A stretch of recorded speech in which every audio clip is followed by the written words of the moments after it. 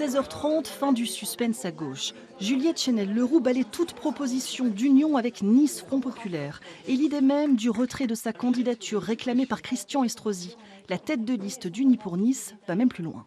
Si Christian Estrosi est républicain, s'il est gaulliste, si Christian Estrosi aime véritablement cette ville et ses valeurs,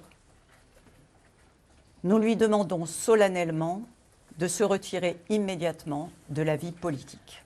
Imputant au maire sortant la responsabilité de la montée de l'extrême droite, Juliette Chenel-Leroux se pose en seule garante du Front républicain à Nice, certaine que cette position ferme convaincra une partie des abstentionnistes lassés de cette campagne. Elle a découragé des milliers d'électeurs qui ne se reconnaissent plus dans ce spectacle permanent de conflits et de stratégies politiciennes.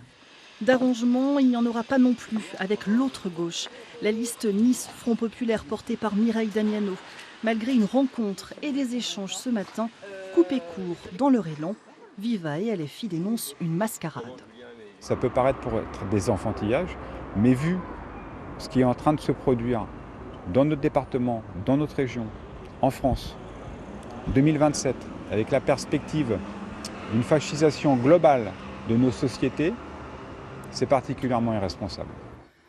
Bien qu'arrivé en troisième position avec un score de 11,9%, près de 20 points derrière le deuxième Christian Estrosi, Juliette Chenel-Leroux est prête à assumer le risque d'un basculement de la 5e ville de France à l'extrême droite.